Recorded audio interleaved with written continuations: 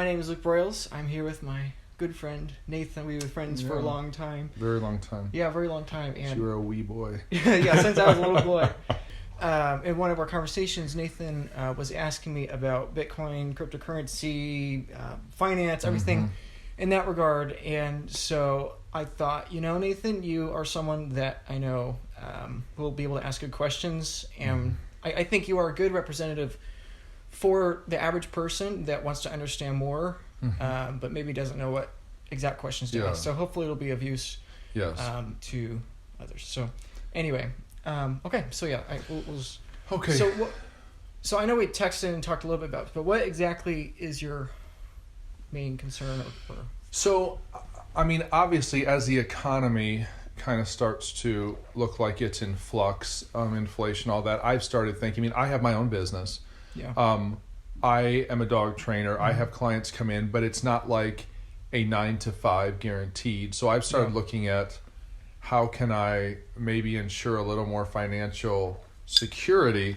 Yeah. Well, I've heard the term Bitcoin in the breeze, over the years, as it were. And almost everyone has. Yeah, and so you hear it, and it's almost like the same way I've heard other terms floating around.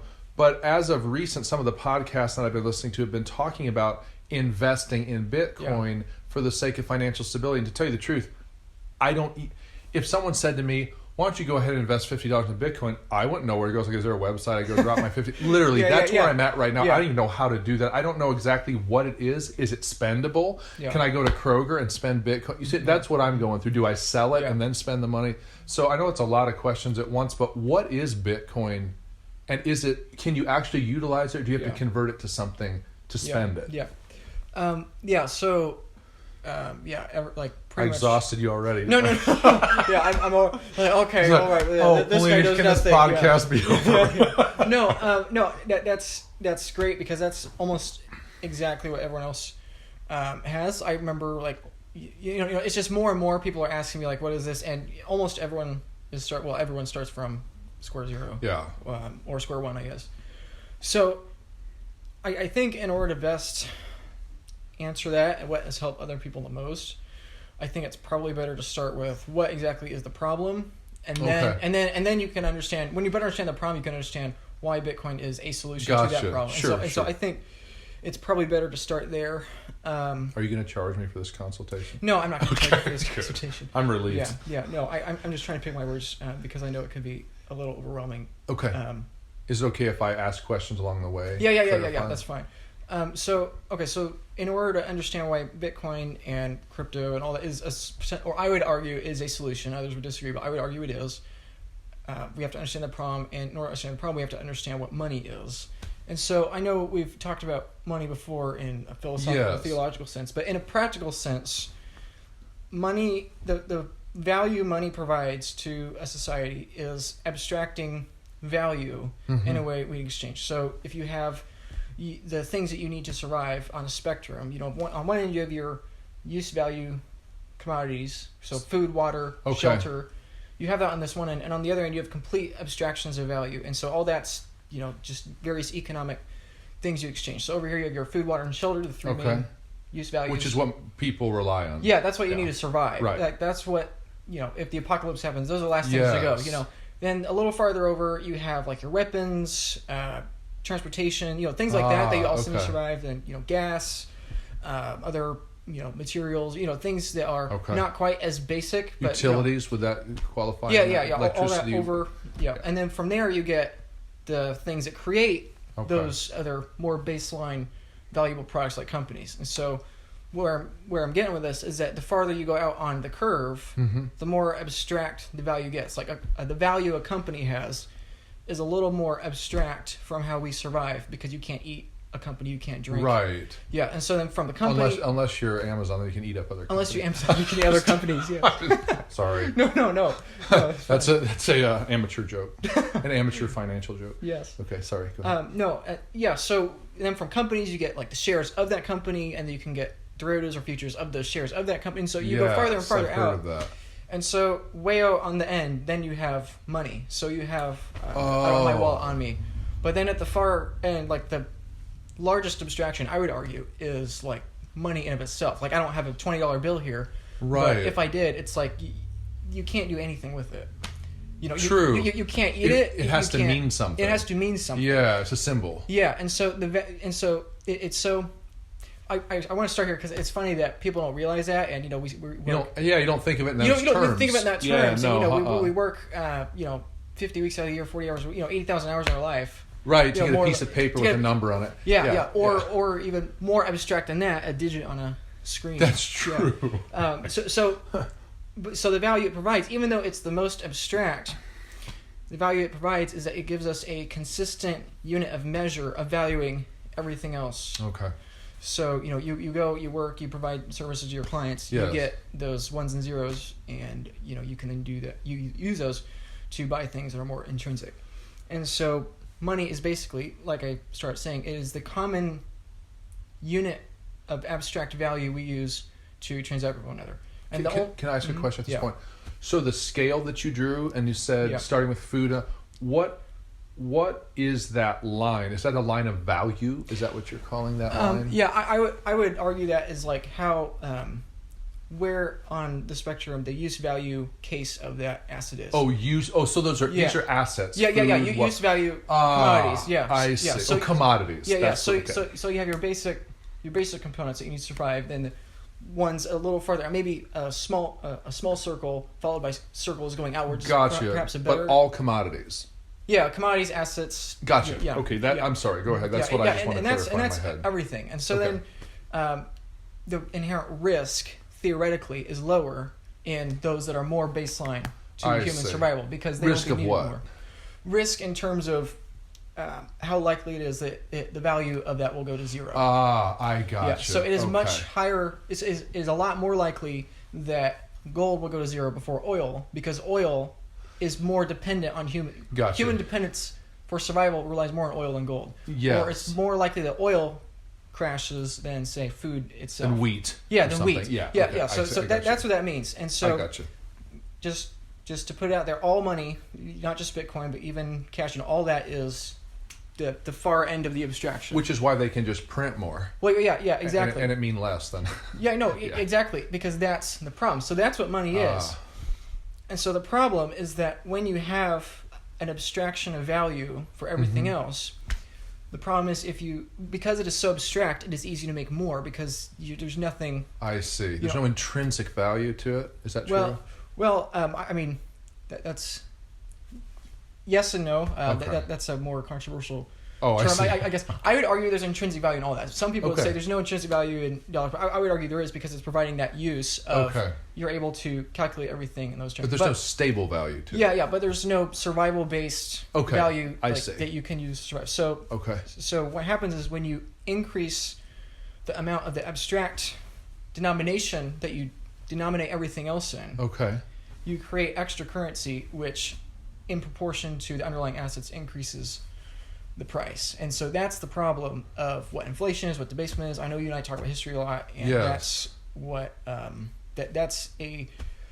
would say, and I've believed this for years. I would argue that inflation and currency debasement are are the most underrated, consistent source of human suffering in history. It's easy for us to understand war. It's easy to understand communism, totalitarianism. It's easy to understand that because we can put a face to it. Yes. But I think that most people don't realize how persistent that has been. It's not the only thing, obviously, that's caused suffering, but it is a major component that causes economies to fizzle out and then eventually. That's really interesting. Would that hold consistently true historically for when you see economies go down worldwide over throughout history? Do you see this happening, inflation of some sort or another? Yeah, almost. And I know to those that perhaps haven't read about this as much, it might sound a little absurd or conspiratorial to say, but I would argue almost every major downfall is either caused by inflation or is accompanied by a feedback loop of inflation. So, I mean... And what do you mean by feedback loop of inflation?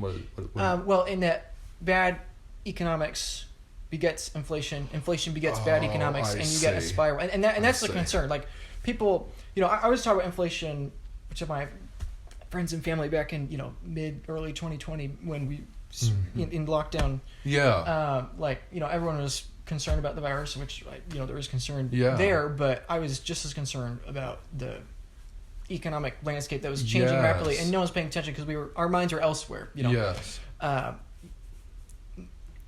But yes, to answer your question, that it's happened many times in history. There are hundreds of cases with very wide outcomes. It's a very broad. There's a wide variety of outcomes, but they all pretty much have the same cycle of events. And so whether we're talking about Rome in the 3rd and 4th century, or we're talking about France in the 1700s. Germany in the 1920s is the one people refer to the most, but then you have Zimbabwe, Hungary, and then dozens of nations now. It's the same cycle, and it sounds a little simplistic for one to say, oh, it's the same every time, but it is, because it's caused by human nature and psychology. Okay. What about cultures that have not had the abstraction of paper money? How does inflation work if there's no paper money? That's virtually non-existent. I mean. Oh, yeah. So if you go back into ancient times, you don't see inflation, like say the ancient empires. Yes, yeah. If you have ancient empires that did not have paper money or paper-based debt, then there was not persistent inflation. But since the invention of paper money and abstracting that, I see. I mean, it's a great invention. And that probably is a stupid question. It shows my ignorance. No, it's okay. But the problem is that the allure is so strong that virtually every time it ends up in the same result. And what is the allure of paper money? Why?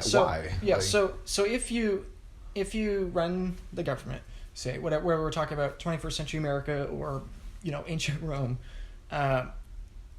you gain power by having the support of the public, right? Okay. So yes. whether you're king or democracy, doesn't matter. As long as the people can tolerate you, you'll keep your power, you'll keep your influence. That's my philosophy, my family. So yes, and so what you need to do is you need to keep everyone happy. Well, one of the easiest ways to do that is give people free stuff, have programs, have all sorts of government-related initiatives that keep everyone happy. Whether it's fighting a war or that's boosting the economy or whatever. Pick your issue. You want to spend money to keep people happy, and so one of the ways you can do that is tax people, where you collect money that you earn, and then I collect 20% of what you make or whatever.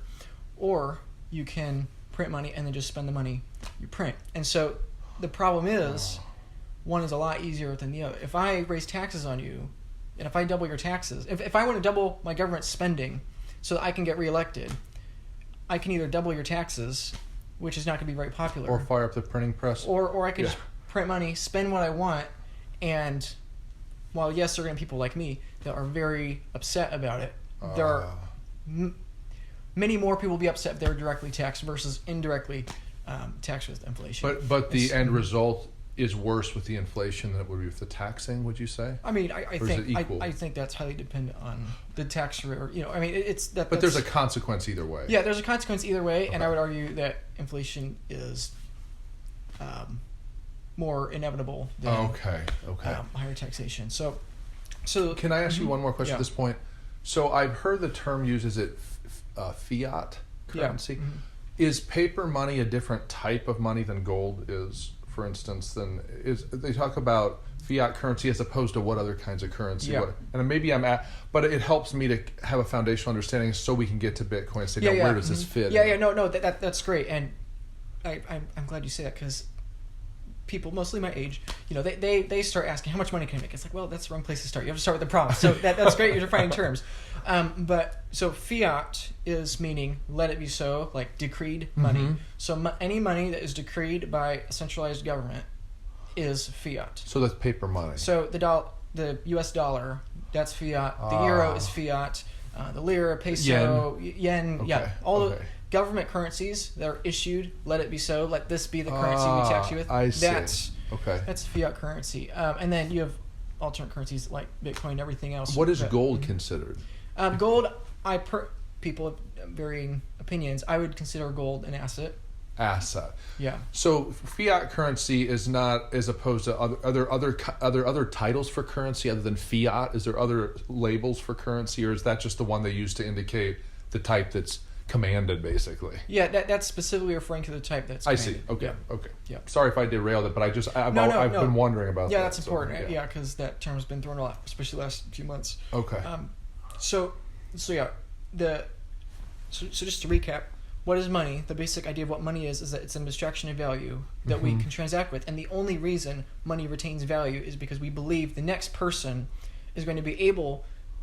We believe that the next person is going to equate a similar value to the exchange. So if I give you 20, you're not going to accept it if you have any reasonable suspicion that the next person is not going to have an equivalent value to that. Right. And so it's all network effects and human trust. And that's what people don't realize. I talk to people all the time, and they still think that the dollar is backed by gold. They think it's backed by something else, but it's not. It's only backed by human trust and debt. It's like a loose agreement, unsaid agreement among people. Precisely. It is a social unwritten rule that we all expect this is going to have the same value tomorrow and the next day as it does today. Gotcha. And so normally that works, but then the problem is, like I said, the allure to print money is so strong because you want to spend money, governments want to spend money, and then the people willingly vote people in that want to spend money.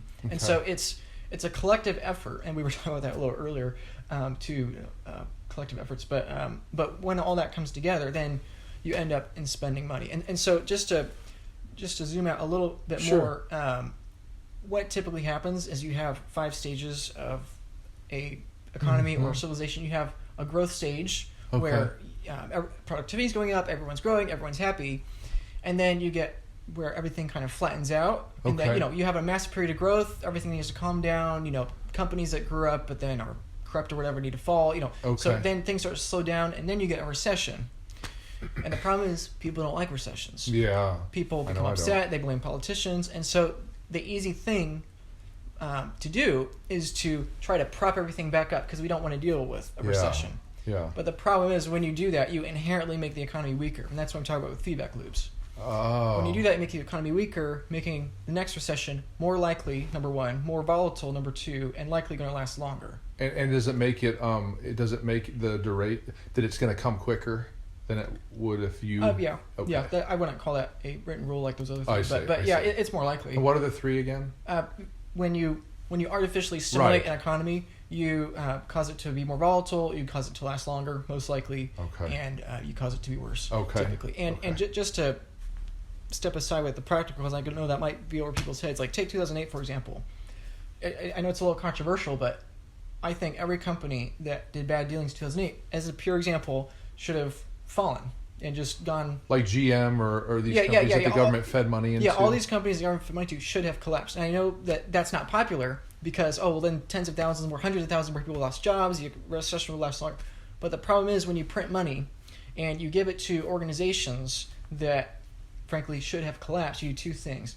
Number one, you take money from everyone else and you funnel it to these organizations. By devaluing it. Devaluing it, yes. See. Because the underlying number of use value commodities has not changed, but the dollars have changed and you've reallocated those dollars. To one company. So you're giving them, not only are you effectively taking money from everyone and giving it to these companies, which I would argue is wrong, but number 2, you are giving an unhealthy or an artificially large percentage of the marketplace to companies that by definition are run poorly. So quite literally what we did in 2008 was we said, okay, we don't want to deal with this pain anymore, and everyone says, we got to do something, it's too big to fail, yada yada, and so we are going to take money from everyone, funnel it there, but then just as worse, we're going to fund the worst companies disproportionately more and give them a larger percentage, which makes it more likely that, because now you made the whole economy weaker because you've given bad companies a larger share of the market, which their return to a type of demise is inevitable because of the way they're being run. So now,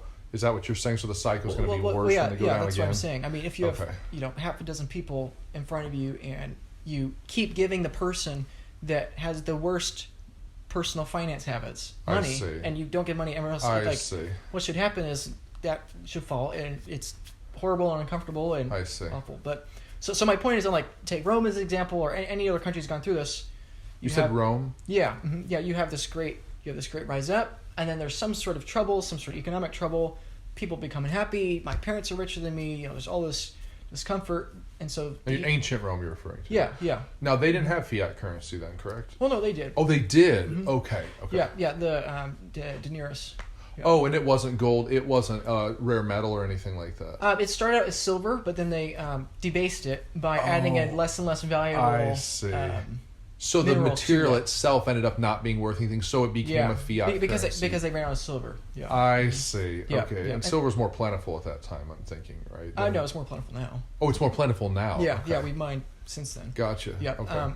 But yeah, it's the same result whether we're talking about the ancient world, like the math and the psychology and the feedback loops are the exact same. That's my point. I see. Here. It doesn't matter, people all the time. So there is such a thing as inflation without paper money.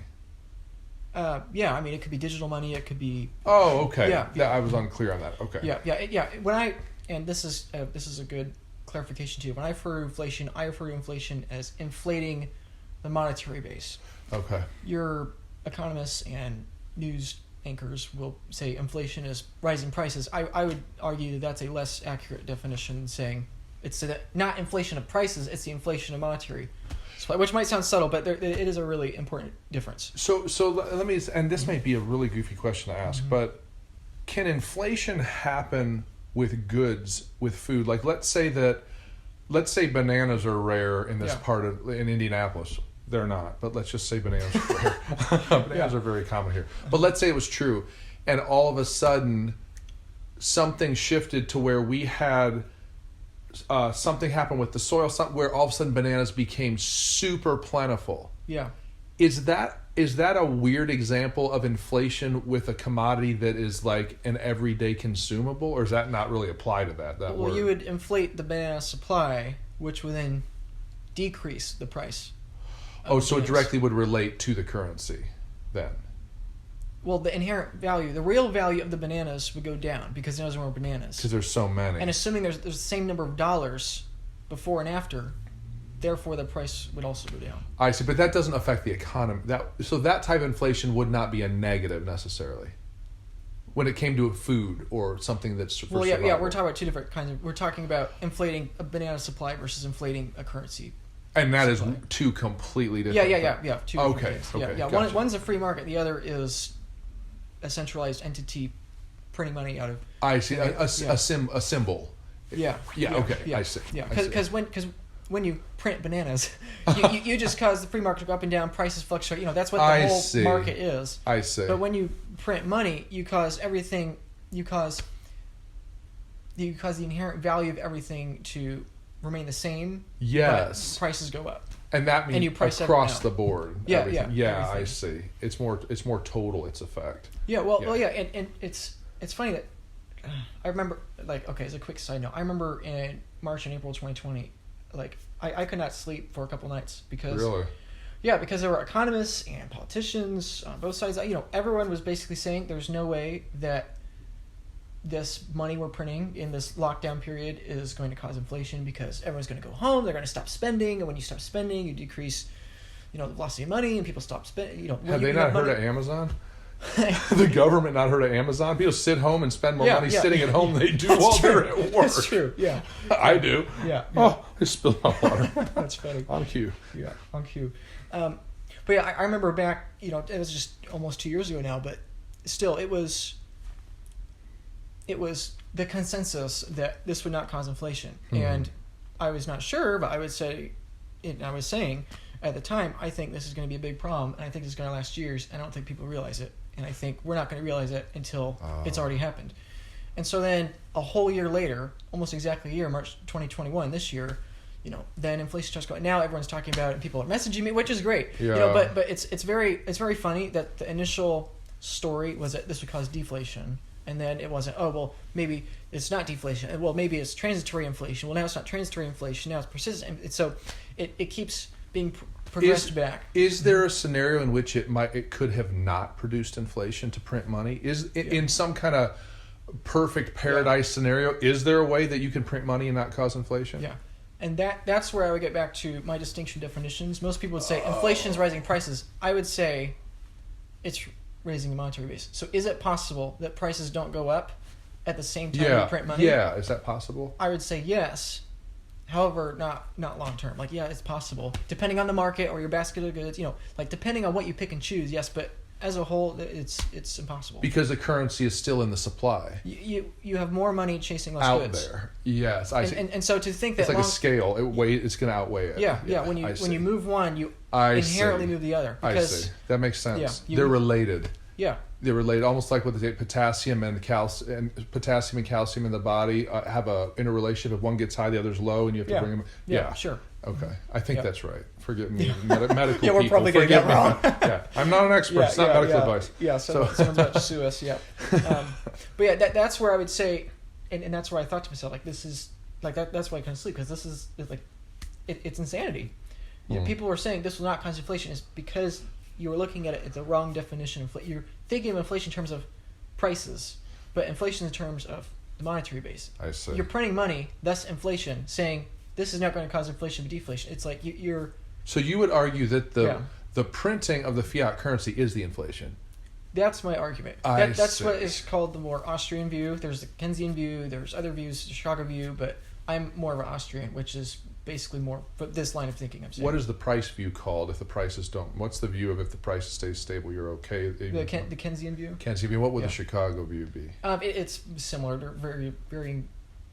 Are the Chicago Bears involved in that? No, Chicago Bears not involved. But Bears. The Austrian view is pretty much entirely different in that it's the only one that views central banking in this light, whereas the others are just various debates and differences on the similar belief that having a centralized economy, a centralized monetary system you can make it work. And I would argue you can't. And are the underpinnings of those beliefs related to certain cultural, philosophical beliefs or political party beliefs? Yeah. Or, I've not heard of those. What you just described. I would argue there's some ties to socialism, some ties to Marxism, some ties to humanism, probably. And your belief be tied to? Well, the technical definition would be Austrian. Which is tied to what type of philosophy or more cultural political philosophy? Probably more towards libertarianism, anarchism. I see. Yeah. Okay, I got you. Okay. Not that I'm an anarchist, but we all know the truth. Yeah, we all know the truth. Yes, but that's more that's related to. Basically, the idea is you cannot have a centralized entity, whether we're talking about an emperor or we're talking about a president. See. The basic idea is you cannot have 20 or so individuals that can manage an economy with hundreds of millions of people, billions and hundreds of billions of transactions. Like you cannot have a few people know better than the free market. Basically. In other words, that's the general argument. That makes sense. So that's why it's be more tied to libertarian philosophy, because it would say no one has the authority to just pump that. No one has the authority or the ability. It's not even a moral argument. It's also like just a practical argument. It's like people think that Jerome Powell is the head of the Federal Reserve, and nothing about him personally. It's just like he cannot replicate what 300 million Americans we have trillions of transactions a year probably as a country, and to think that one person or 100 people or 100,000 people can guess and better regulate the economy for the maximum value for everyone. It's just not going to work. So you're saying there are way too many dynamics for humans to be able to even calculate what they should do in that case. Yeah. I see. Because every transaction we make every transaction we make in the free market is basically saying, I think this is worth this is worth that. Yeah. So, you can't have. It's just impossible. So too many parameters. But that's more the economic argument. But the important thing here to understand of what the problem is that when you have a recession, people become upset. People want the government to step in. Well, you cause the government to step in, and they do their thing, whether it's centralizing authority in the economy, thus to my point, making the economy less and less efficient.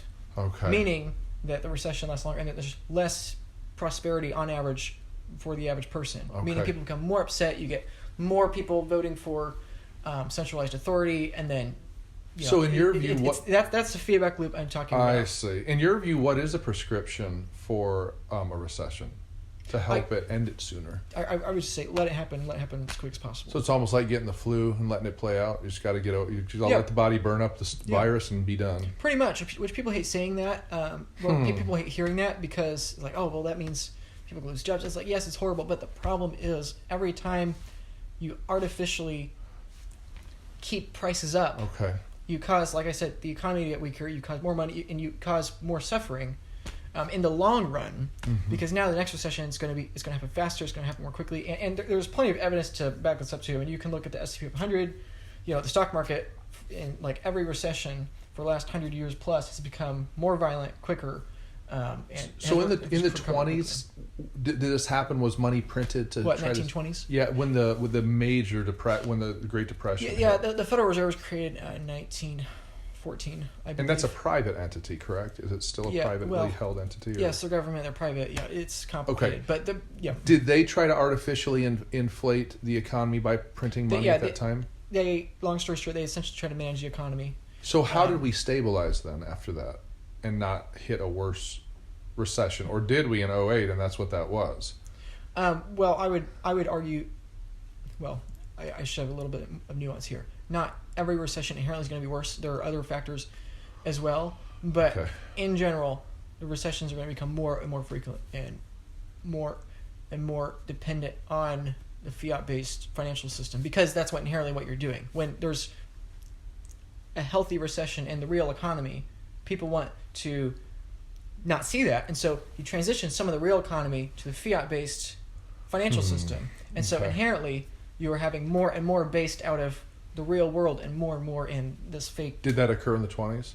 Yeah, that's occurred consistently for over 100 years. So it must not have been too bad. They must not have inflated it too much, because the next one didn't hit for a long time, did it? Well, I mean, there were other. I mean, America specifically. America specifically. Yeah, America specifically was doing well because World War I, World War II. Like we made. Oh, that pulled us out of it. Yeah. Pretty much.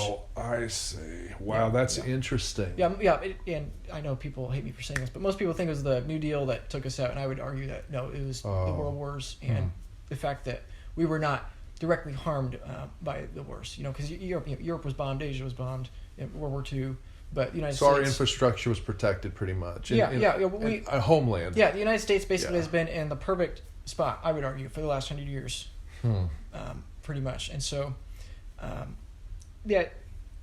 Just I guess just to finish. Yeah, sorry to this up. No. This is all good.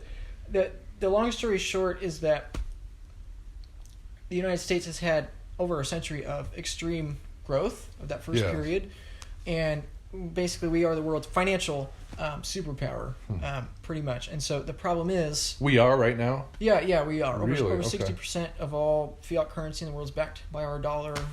We have the petrodollar, which means that our dollar is tied to oil.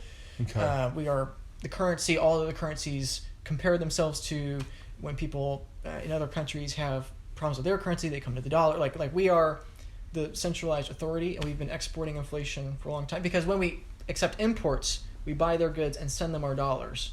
And so we've been sending out our money. And so my basic contention, my basic argument is that I think that the United States is actually in a decent position in terms of the globe, because this is a global issue, this inflation issue.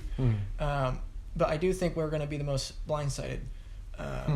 Yeah. So we probably won't be as bad as many other regions, but we'll probably be the most surprised population, because we have just experienced so much prosperity, and we've just exported so much that we don't realize, like, if the House of Cards happens and then things come home to roost, so to speak, well then it's all about feedback loops, and I could go on for hours about this, but that's the basic consensus. So that defines kind of the problem for us. Yeah. The basic problem is that inflation is basically sucking.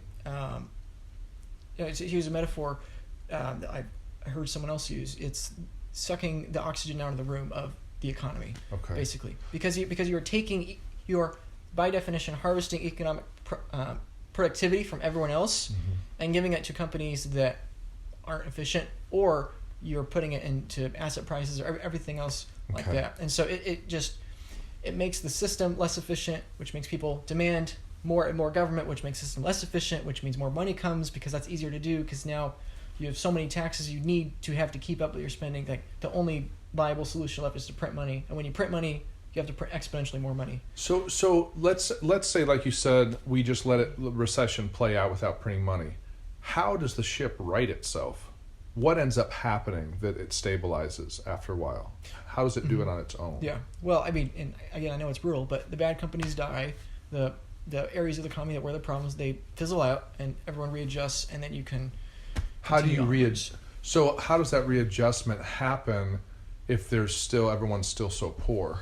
Well, in the same way that we're here at all, because we're all humanity started in poverty. And so the reason we're here at all, the free market and people making voluntary transactions with each other, is the same reason that it would almost a bartering type thing that turns into. Is that what you're saying, or not necessarily? No, I'm not saying strict barter. I'm just saying, like, take 2008 as an example. Mm-hmm. That was caused by bad mortgage securities and everything like that. So what should have happened, in my argument, is that those should have fallen, and everyone that should have gone bankrupt should have gone bankrupt, flush out all those toxic assets and all that bad money, and then once that's done and everyone's had the pain, you can move on. But if you continue to subsidize that, well, now you're just compounding, toxic assets that should have caused this percent, this, you're just compounding them on top of each other. Okay. So then you get an exponentially worse problem, and you become exponentially more dependent on printing money and centralizing economic ability. Okay. Yeah. So that's the problem. Maybe I'm getting ahead of myself, but we are kind of. Yeah. So but no, it's good. So on your line of assets, with money being the abstract symbol, and food being the food, water, shelter. What is Bitcoin, and where is it on your line? So one of the reasons to start with that is because people often correctly point out, Bitcoin, it's just numbers on a screen. It could go to zero, and it could fully go to zero. But the reason it would go to zero is because people lose trust in it. In the same way, the dollars in your wallet or the numbers, the ones and zeros in your bank account, they could go to zero too, because it's all about trust. When we're dealing this abstraction, you can't eat Bitcoin, you can't drink dollars. We're on the abstract spectrum. I see. And there is inherent value in that, because you can use that to transact. If people are using it to transact, there is value. There is value. There is value in that. Gotcha. And so then the question is not, well, Bitcoin will go to zero and dollars will remain value. That's not the right question. The correct question is, which will retain more human trust over time? Will it be Bitcoin or cash? I see. And I would argue that the feedback loops of the economy, the feedback loops of Bitcoin, the feedback loops of inflation, like just across the board, the feedback loops of the social, political environment we're in right now, like all of it is pointing pretty much in one direction to me, which is the Bitcoin direction. So Bitcoin, paper money, fiat currency, Bitcoin, cryptocurrency. Yeah.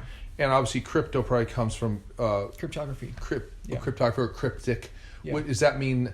Kind of under the surface, or not known, or secret, or what is that? Mm-hmm. Where did the term come from? Cryptocurrency. Cryptocurrency comes from cryptography. Cryptography comes from basically a system of computers that, to put it in layman's terms, essentially is creating a financial system that is, instead of having trust in the system, you verify the system.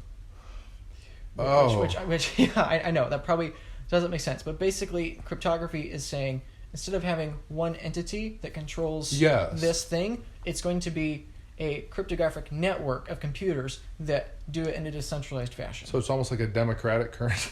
It's a democracy based, not in the sense of political, but it is opposed to fiat currency. It's diametrically opposite of fiat currency as far as the way it works. Yes. In other words, many have to agree for it to work, whereas fiat currency, only a few have to make the decision. Yes. Okay. Yeah. And are there other forms of cryptocurrency besides Bitcoin? Yes, absolutely. And what are those? Yeah, so they're... what are those? Well, let me get to those later, if that's okay. Sure. Let me start with Bitcoin. So the basic history lesson of Bitcoin is that after 2008, basically there was this organization, we don't know who, but this person created the software that is Bitcoin, put it out to the world. Virtually nothing was done with it for a while. But obviously over time, over the last 10 years, it's gained more and more interest, popularity, people joining in. And so now we're here today. And since then, other cryptocurrencies have been created in a similar way to Bitcoin. Now, there's a lot of difference there in what all they do. But basically, to start with Bitcoin, because that's by far the simplest to understand, the basic value it provides is that, yes, it's numbers on a screen, it's completely digital, all that. But there are a few different valuable things it provides. Number one, it is a censorship hedge. So A what? censorship hedge. Censorship? Yeah. Financial a hedge against financial censorship. And so, obviously, my only understanding of censorship is like you can't use swear words. So, when you say financial censorship, what does that refer to? Yes. So, for example, right now, there are roughly 80% of the world's central banks are moving towards what is called a central bank digital currency, which is basically cashless. It's all digital, but it's encrypted so that it's basically programmed dollars. So instead of every $20 being the same, your $20 might be different than my $20. Maybe you get a different $20 depending on your tax status. Really? That's the general idea. China is probably the farthest along. We're not doing that at this point, though, right? No, but the Fed is a long way of doing it. We're not there yet. Okay. But like I said, 80%. You said it's based on a social credit system? I'm not saying that is by necessity, but that seems to be the general initiation. I mean, when you want to program money to do whatever you want, it seems that could be the most likely scenario. And I'm not saying that it's going to be immediate authoritarian. That's not what I'm saying at all. But, take the last year's example, stimulus checks. What if, say, the government wants to create currency, give it out to everyone, but your money expires in, 3 weeks or something. Okay. You can incentivize behavior to stimulate various markets, because when you have a centralized authority trying to control that, we need to, press this up or press that down. When you're trying to control it, having more control and programming the money is going to have that. Okay. I would argue personally that is very dangerous and that you could lead to social credit and everything like that. Okay. But the first piece of value Bitcoin provides is that it is censorship resistant, in that you cannot do that with Bitcoin. That is virtually impossible at this point. As of now, 3 years ago, 5 years ago, I would have said it was much more likely, but now I would say it's extremely stable. It is extremely unlikely to be tampered with. It's extremely unlikely to be messed with in any way that will harm the people that own it. So can I ask a question at this point? What prevents centralized government from getting hold of it and doing the same thing? Yes, that's a great question. Like inflating it. Yeah. So the first value is that it's censorship resistant, and there's no single person that can print more Bitcoins or delete your Bitcoins or like that. That cannot. Why is that? Is that because they haven't been able to hack it? Yes, it's the same reason that to your question why it cannot be shut down. Basically, Bitcoin is the most secure computer network on Earth. In that you have millions and millions and millions of computers that are all validating the network. Every 10 minutes there's a block, this blockchain. It's a chain of blocks that from its inception. I see. And I've heard the term blockchain. I didn't know what that meant. So basically, in order to change the code of Bitcoin, you would have to gain access to literally tens of millions, about hundreds of millions. And more being added every day? Yeah, and more being added every day. So the trail is too long and too fast to be able to get hold of? Basically, you would need to spend hundreds of billions of dollars, most likely, in order to hack it. And that's something else. And the only thing you could do would be to turn it off, thus destroy the value of your own Bitcoin. So there is very low financial incentive to do it. And I would argue none. But basically, it's for the same reason it's impossible for governments to shut down. So, for example, this year, back in April, May, Bitcoin was roughly $60,000, and China came out and they kicked out all their Bitcoin miners. What do you mean it was roughly 60? What do you mean by that? I don't Bitcoin understand. was roughly $60,000. Like that's all that was out there? That was the price of one Bitcoin. Oh, of one Bitcoin? Yeah. Wow. Back then. I think I should explain that more based on your reaction. Please, sir. But long story short, to answer your previous question, and then I could explain that more. Sure. So there are Bitcoin miners. Yeah, I've heard of that too. Long story short, I'll keep it simple. The miners are the ones that support and validate the network.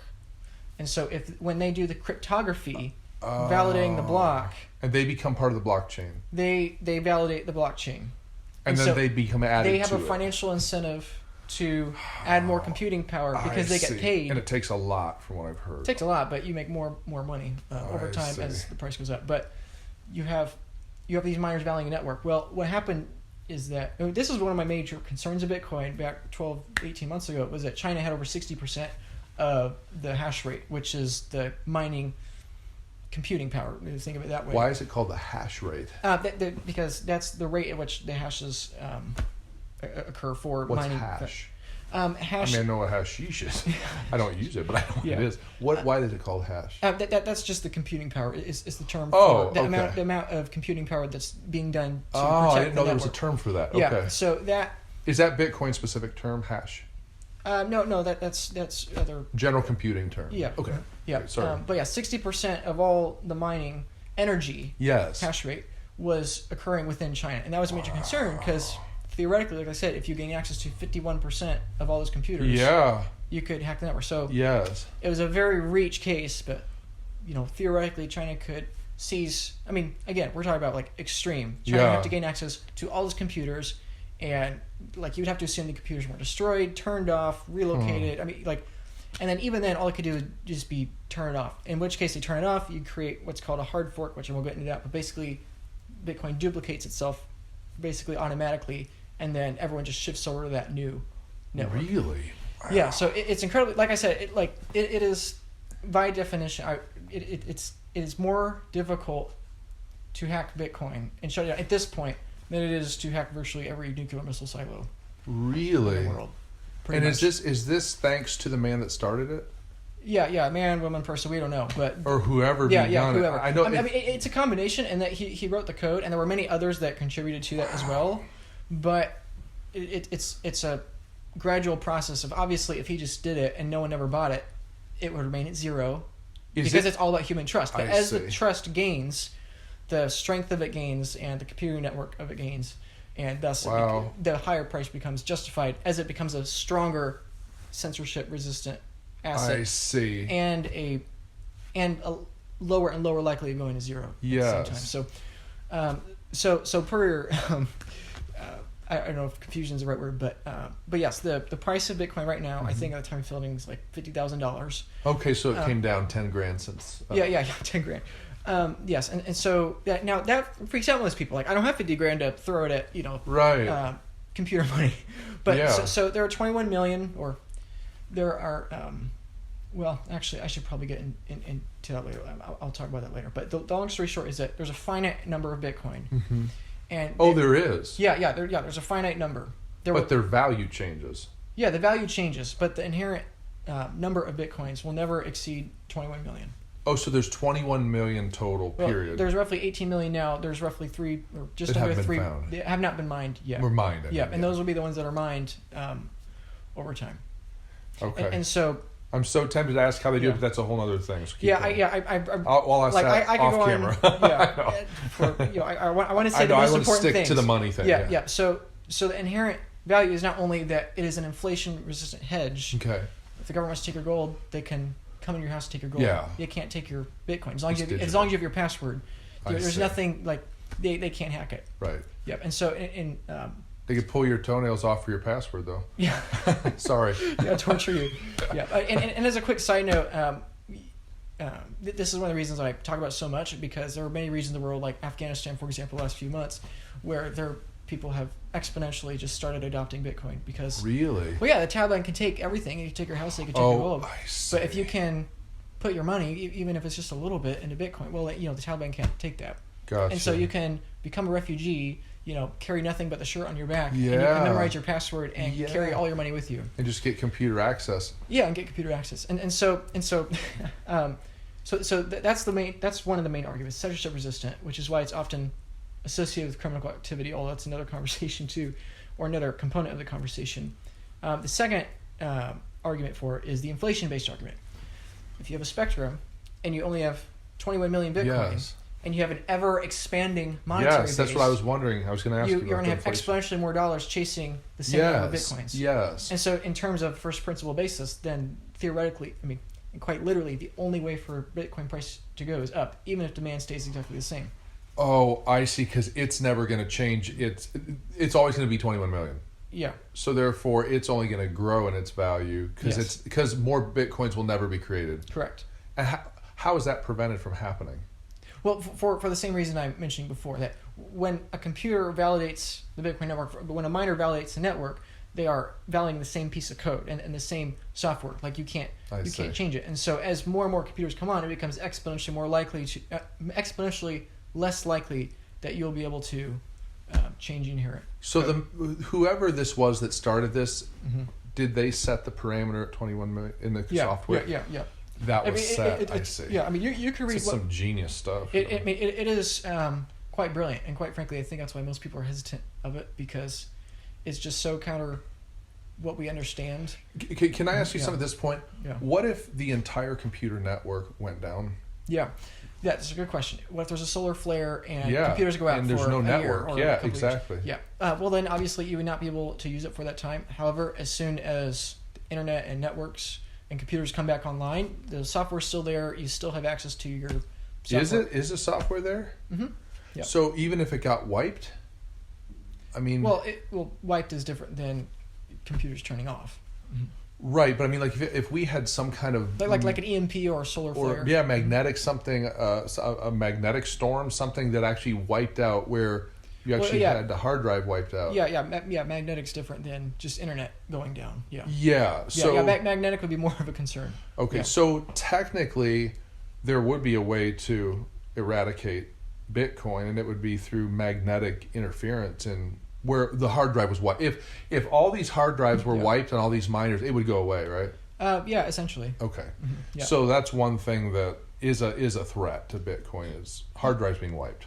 Yeah, that is a threat, that if somehow every computer on Earth that was a part of Bitcoin, or the overwhelming majority of computers that were a part of Bitcoin, were wiped in some form of magnetic or what event, then yes. But if we're talking about a solar flare or some other sort of event where the power goes down, the internet crash, then there's virtually no problem. Okay, because it's on the software. And then just before you move on, let's say you have 20 million computers involved in this blockchain. Mm-hmm. What if 500 of them get wiped? It doesn't affect. No. Okay. Mm-hmm. Okay. Yeah. So go ahead. Yeah. I should probably clarify that, because the actual risk of a magnetic whatever is actually lower than making it sound. But I mean, in the same way, I'll say it's possible it goes to zero, because everyone loses trust in yes, it's possible. What about hacking? What about remotely wiping the hard drive? I mean, I remember I used to work for the government of South Carolina, mm-hmm. and we would sometimes have to wipe our computers and reinstall everything, based and just when they were updating things. So if this network could be hacked mm-hmm. and wiped remote, could that happen? Well, yeah, it could, but then, like I said, there would be a hard fork of a new identical. I see. The code would be identical, and it would basically, your old Bitcoins would convert into the new ones automatically and move to another system. Yeah. Mm-hmm. Yeah. Okay. Now, and that's actually happened multiple times. Oh, wow. Yeah. Okay. Yeah. Okay. Now. That's. I know that's a whole other thing. Sorry, I just wanted to know the stability, because that would affect the stability of Bitcoin. Obviously. Yeah. It obviously would. Yeah. Okay. Mm-hmm. Okay. So, can you name for me some of the other cryptocurrencies? I think I've heard of some. I mean, you don't have to go. We won't go into them, but just I'm curious about that, because I think I've heard other cryptocurrencies. Yeah. What are the names of some of the other ones? Yeah. So there's over 10,000. I don't even know how many. Some of the more popular ones. Yeah. There's only 10,000, and just to say, 99% are complete garbage. Yeah, I would think so. Someone's like, "Oh, Luke, what about this one?" I'm like, "No, that's a scam." I mean, it the more you do this, the more obvious it gets. But there are, a few dozen, 100 or so, whatever, that are reputable to some degree. Ethereum's the second largest. You probably is it? Ethereum? Yeah. I don't know if I've heard of that or not. Yep. There's Ethereum. There's my third favorite, Solana. I haven't heard of these. You haven't heard of them? So Bitcoin, that's the one. Yeah, Bitcoin is the king of the cryptos, essentially. And each one has a different case that it's going for. They each have a different use.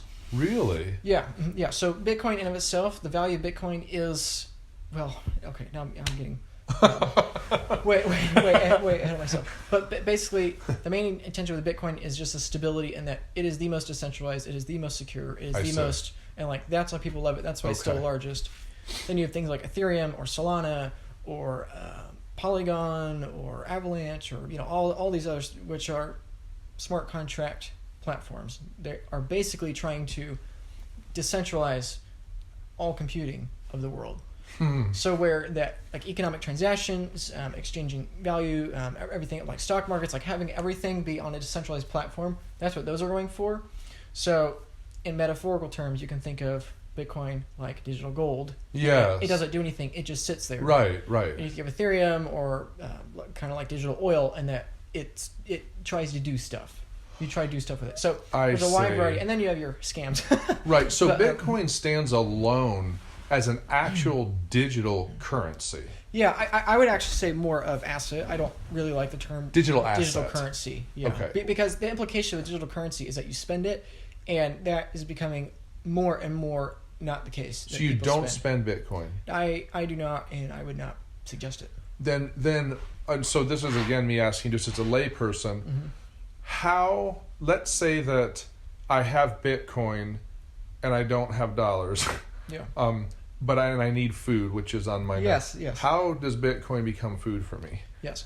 Well, you could either, if you needed to, you could sell your Bitcoin and then eat food from that. Okay. Or what is, I think, going to become increasingly more commonplace is you hold your Bitcoin, you borrow against it in cash, and you spend your cash. Who would lend you money against it? There are companies or decentralized platforms that are working very heavily towards Really? it. Mm-hmm.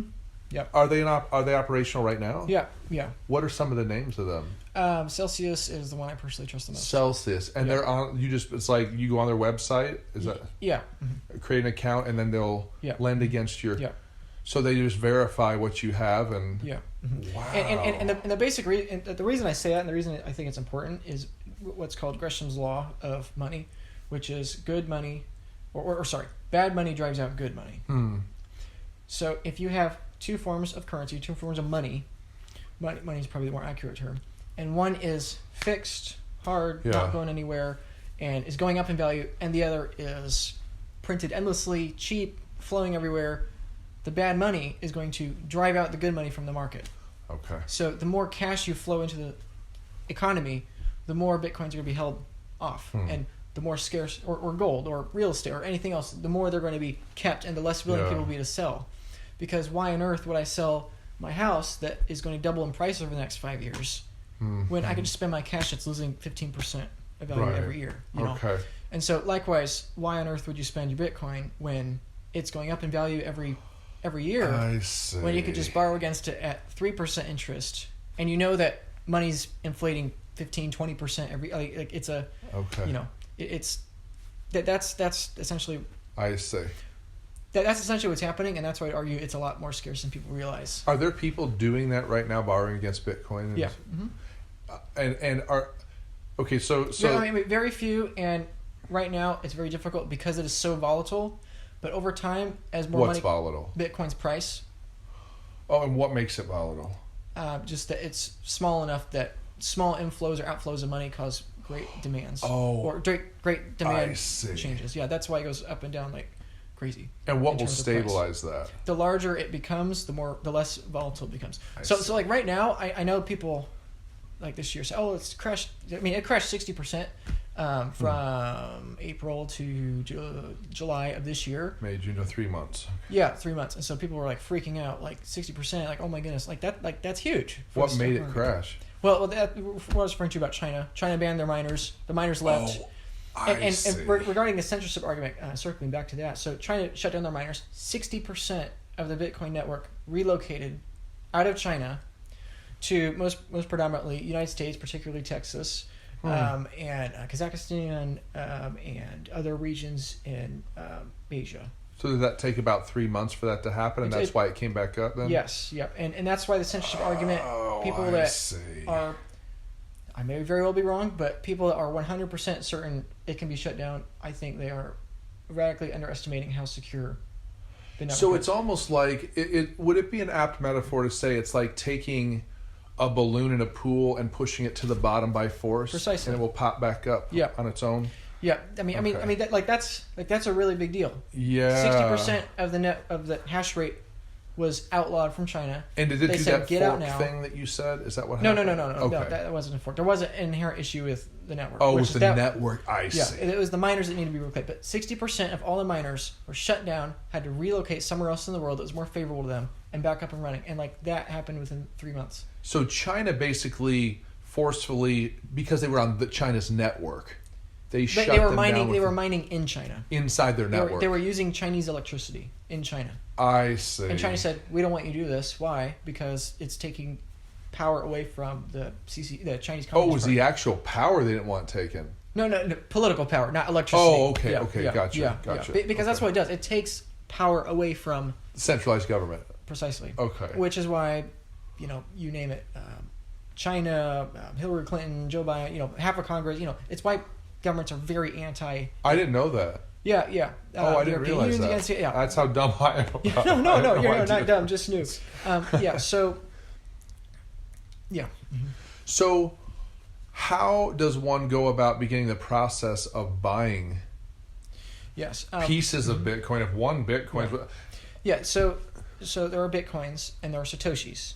Satoshis. One Satoshi is 1/100 millionth. Isn't that the name of the username of the guy? That's the pseudonymous name of the inventor. Yeah. So he Yeah. named it a Satoshi after himself, and that's not his real name, by the way. And forgive me for interrupting. So, how many Satoshis in one Bitcoin? Or 100 million Satoshis In one Bitcoin. per Bitcoin. So, depending on how much one Bitcoin is worth, it subdivides by 100 million Yeah. in U.S. dollars. The Bitcoin right now, Bitcoins are denominated in U.S. dollars. However, I suspect eventually people will be talking in terms of Satoshis and not Bitcoin.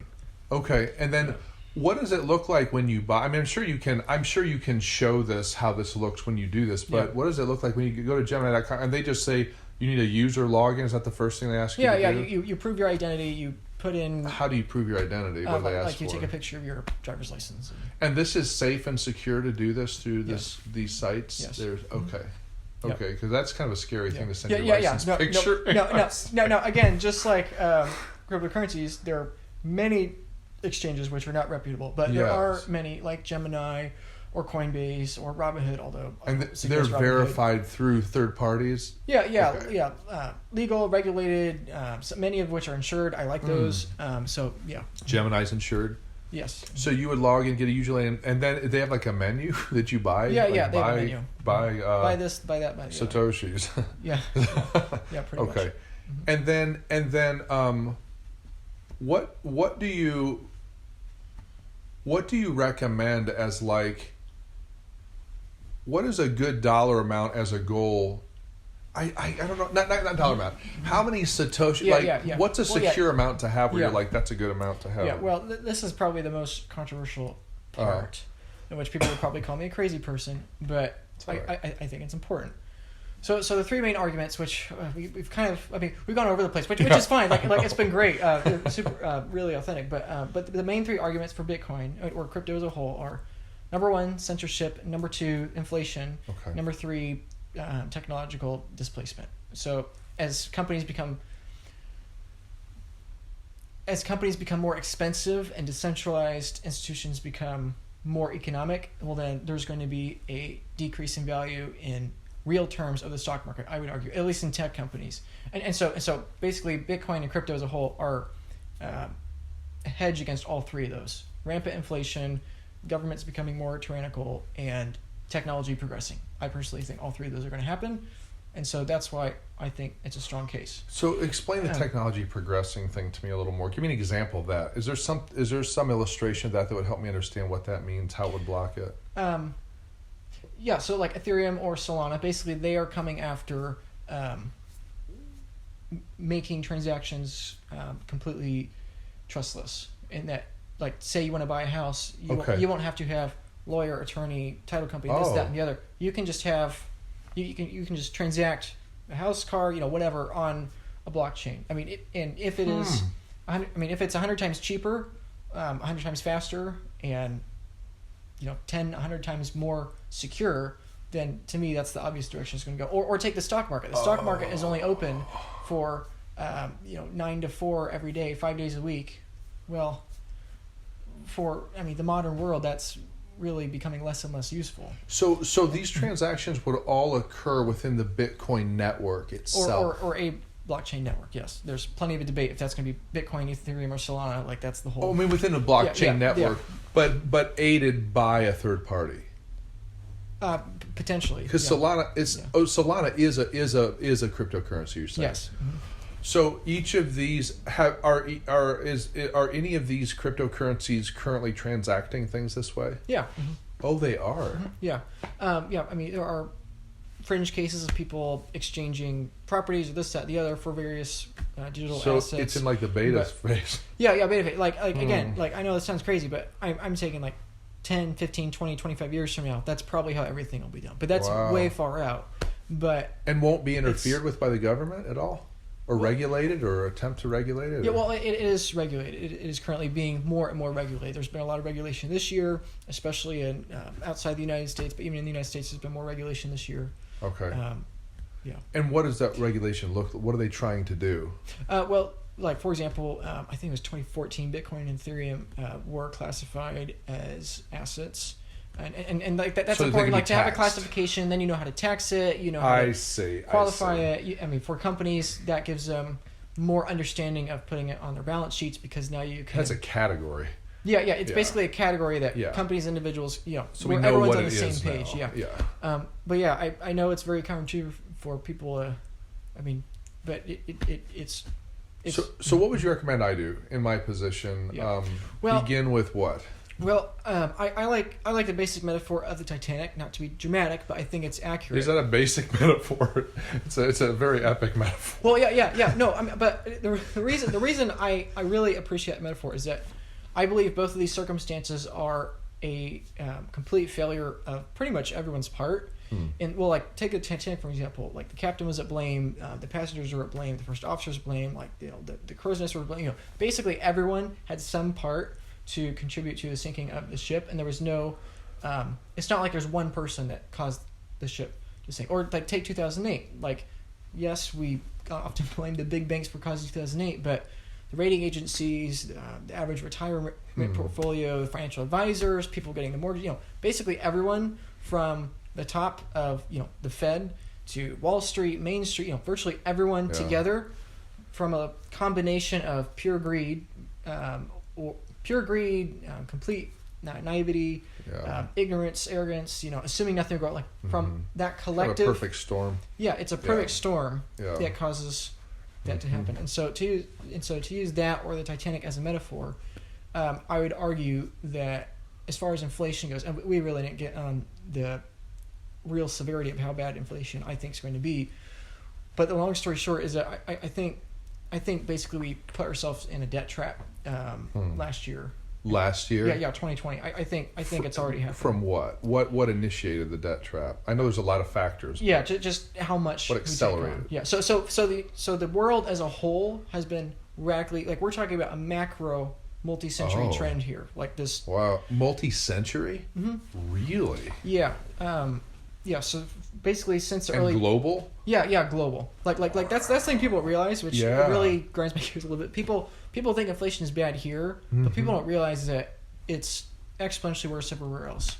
Is it like every other country or just most? Virtually every other country. Virtually. Yeah. Any countries that are doing it right still? I mean, yeah, there are a few, but very small. But yeah, like Europe, for example, the European Central Bank is printing money faster than we are. China's corporate bond market is just absolutely. They're printing money as well. Yeah. Basically, every country is, and I would argue the only reason that our dollar, has not, the floor hasn't fallen on it is because other currencies are falling against the dollar, and so those individuals are flowing into the dollar. And so they're depending on our. Well, yeah, precisely. Stability. And my contention is, all those countries are flowing into our dollar, and eventually, we are also going to do the exact same thing that's happened hundreds of times in history, and the whole world is going to basically de-dollarize and probably shift over to Bitcoin in terms of store value. We'll still use dollars to exchange money, but the whole idea of saving up for a car in your bank account, like that'll just be complete insanity. So you think Bitcoin's going to save the day in the end? Financially speaking, I think crypto is the almost certain inevitable outcome. So let's say everything crashes globally. Yeah. Now you have, what if you only have 2 million people that have Bitcoin, and everyone else now? Are they going to be able to buy it? I'm not sure I follow. Okay. If I don't have any Bitcoin, am I going to still be able to make use of the system if the current monetary system crashes? Am I going to be able to the blockchain system? Oh yeah. Without any, I don't have any. What do you call it? What is the name for the Bitcoin subdivisions. Satoshis. Yeah, if I don't have any Satoshis, can I still be okay and transact using the blockchain? Well, I mean, if you don't have the underlying asset, you can't exchange with other people. So are those people just Yeah. sunk? Yeah. Essentially. If they have no way to buy into it. I mean, the problem is, and I know that sounds dramatic, but like when one thinks about it on a first principles basis, bonds, stocks, real estate, pretty much all that is either directly or indirectly supported by debt markets and bond markets. And so the problem is, if your underlying bond market and your debt obligations, they only have value as long as people have the belief that you're going to be able to pay back your debt. That's right. And so my serious concern is based on history and not, this isn't a political statement, it's just math. The math just is not pretty to our current situation. And I would argue it is more likely than not that at some point, whether it's 5 years, 15 years, I have no idea. I mean, it very well could be 20 years. I don't know. But I would argue at some point now, it's basically, I think the ship's hit the iceberg and now it's just a matter of math. How long it takes to rip the hull? Yeah, pretty much. Yeah.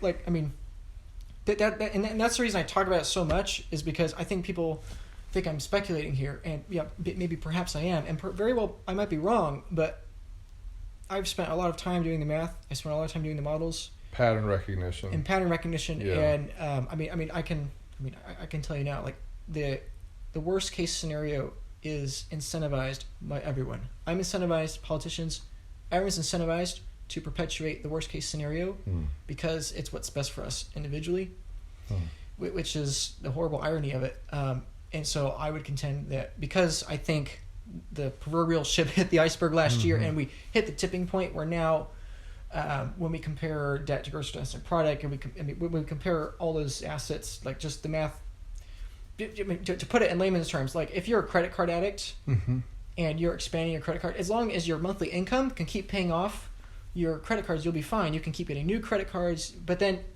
the debt trap I'm speaking of is the moment which your income no longer is equal to your monthly credit card payment. Now the only way to pay off your old credit cards is a new credit card.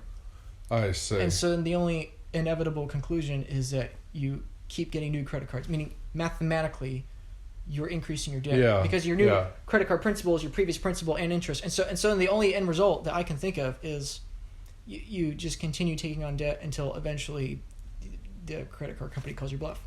I see. And so I'm not trying to be a doomsdayer, and I know people call me one, but I seriously think it is more likely than not that the debt market that holds up, America, the world, whatever, I think it's in a lot more trouble than people realize. And so back to your question, what do people do that aren't on the Bitcoin or crypto network? I would argue that people that have a 0% allocation to Bitcoin, which I would call a lifeboat, is a 100% allocation to the proverbial Titanic. And so I don't try to pressure people and do anything, but I'm just saying you might think, or one might think I'm 95% wrong, or that history won't repeat itself. I mean, and that's fine if people think that I'm crazy, but it's like to have 100% confidence that this is not going to happen.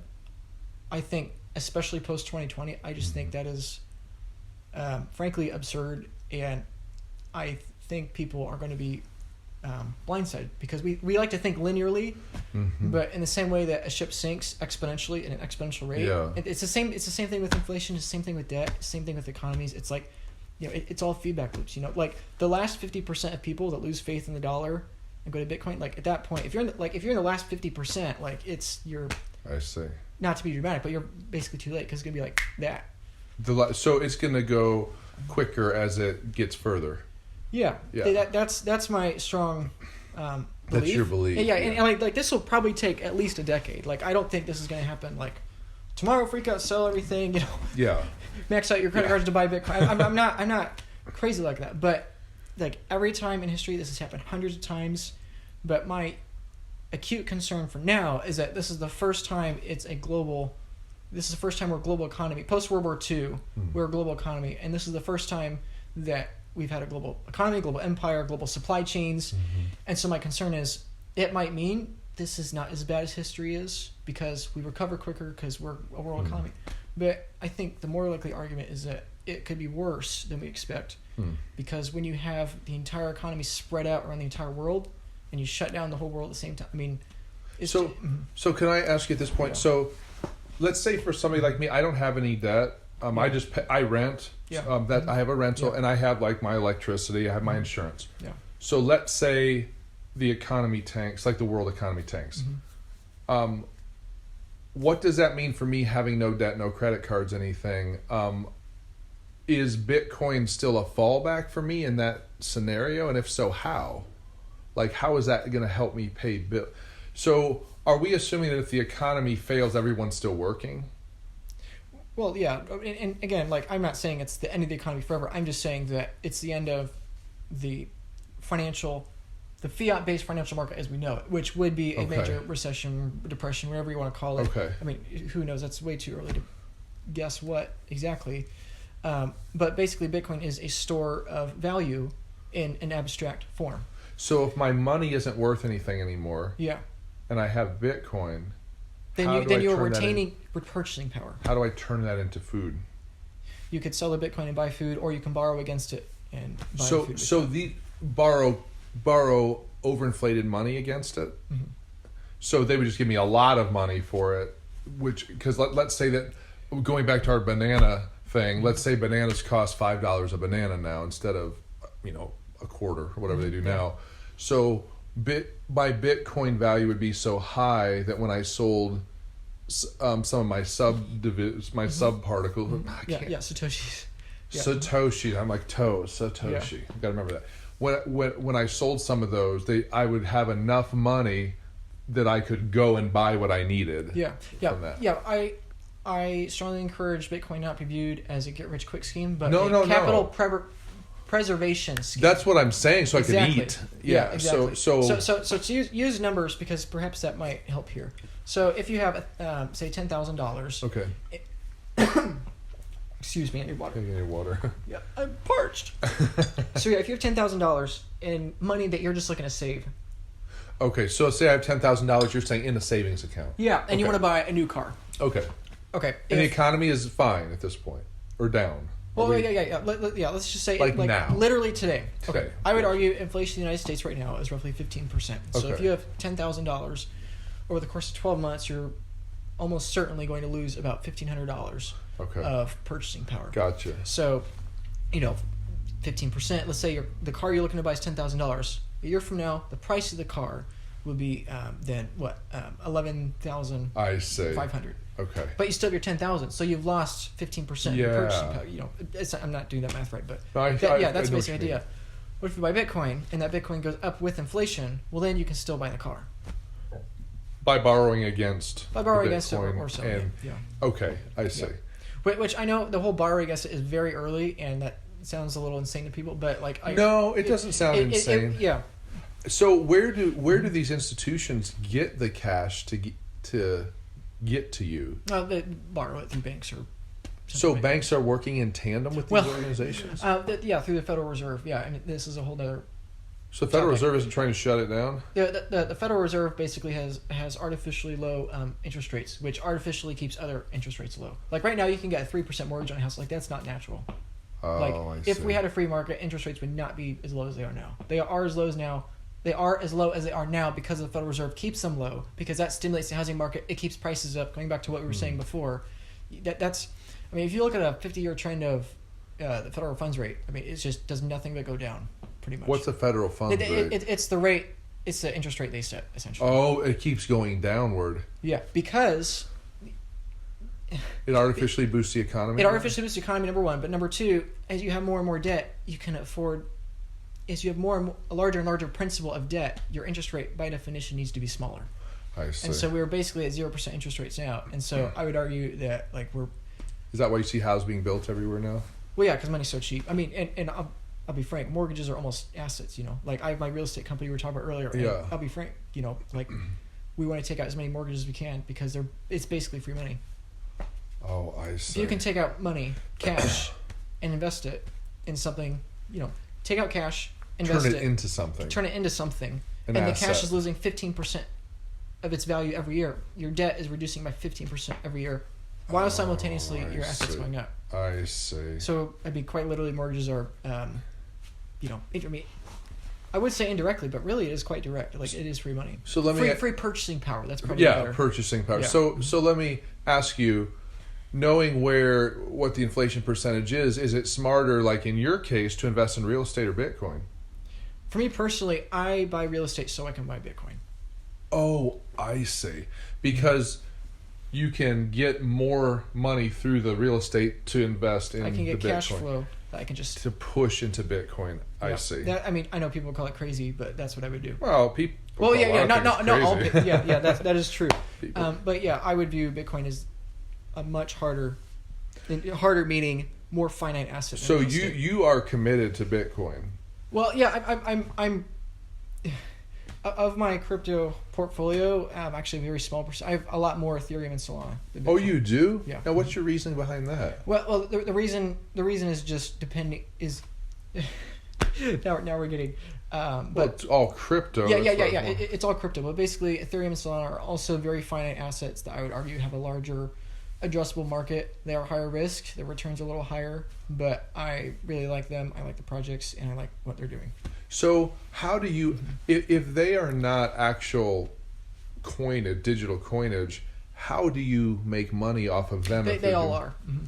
What's that? They all are. Oh, they are. Each blockchain has an inherent asset behind it. So the Ethereum network has Ether as its coin. Oh, I Solana see. has Solana, same name as the coin. I see. So you can buy Solana token or Solana coins, Gotcha. Ethereum coins, Bitcoin coins, and you get when you buy an Ethereum, you get that chunk of code assigned to your Gotcha. wallet, your crypto wallet, which is all encrypted, and so that's yours Gotcha. now. And so, assuming people use that network, Yes. and people flow into that, then the value is going to go up. So Solana and Ethereum, do they both have sub units of their one, just like Bitcoin is one? Yeah. They all have subunits. So Like you don't have to buy a full coin of pretty much anything. You can I buy see. 100th, 1,000th, 10,000th. Are they as stable as? They're not quite as stable as Bitcoin, you said. in price? I mean, philosophically, yes, they're more volatile. Actually, Ethereum's not. Ethereum's been a lot better in Bitcoin, in upside and downside this year. But I mean, but in principle, Bitcoin's larger, it's more decentralized, and so therefore, it's less likely to go to zero. And so are Solana, Ethereum limited in their coinage as well? They are essentially limited. I'm actually like absurdly optimistic on Ethereum just for their what's called tokenomics. Their tokenomic distribution and supply, it's incredibly strong. Ethereum has issues in terms of its code, but the tokenomics itself are very strong, and that's why I have a big position in that. And then Solana, its tokenomics aren't as strong, but it has a much more usable platform. So what I'm asking is, they're not subject to some kind of digital inflation? So Yes. they are. Oh, they. In other words, like say Bitcoin, all of a sudden you figure out it can be expanded to 41 million coins. Well, that would throw off everything. Oh, yeah, that definitely So would. that's what I'm saying about Solana and Ethereum. Are they fixed in the amount of coinage that's available in the same way all that three have a fixed issuance rate? Yes. fixed issuance rate? That's Yeah, what it's yeah. called. And Okay, so- gotcha. And so that's why I'm just talking in terms of risk. Bitcoin's larger; it has more computers, and so Yes. it's exponentially less likely it's going to be edited. Whereas Ethereum and Solana have less validators, nodes, and miners, and all that. And so theoretically, it's possible that they are edited. Now, I would argue it's still incredibly unlikely. Okay. I put my money where my mouth is, but yes, in terms of principle, Bitcoin's the lowest risk. So they're all working on the same blockchain principle. They're the same the same basic. Is it idea of called technology. blockchain in Solana? Yeah. Or Yeah. Oh, It's all okay. blockchain. Well, there's proof of history, proof of work, proof of stake. Right. There's a lot of different kinds, but essentially, for layman terms, yes. But the systems are working pretty much the same way It's the for same all idea. the cryptocurrency. Same idea. Yeah. So there's multiple computers joining the network verifying. Yeah. For Solana and Ethereum as well, there's verification going Yes, there's on. millions of computers.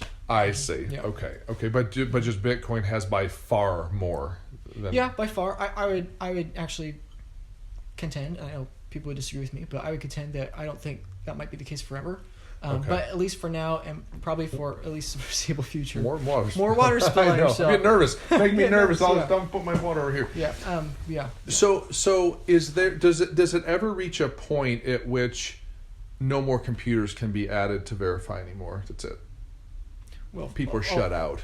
Well, if all the computers in the world are part of it, you can't add more. So you can keep adding computers. In other words, there's no limit to the amount of people that can jump in and verify and. Well, but that's determined by the market. So the more people mining Bitcoin, the lower your rewards are. Whose reward? The miner? Your reward is a miner. Because the same fixed number of Bitcoin is distributed to all the miners.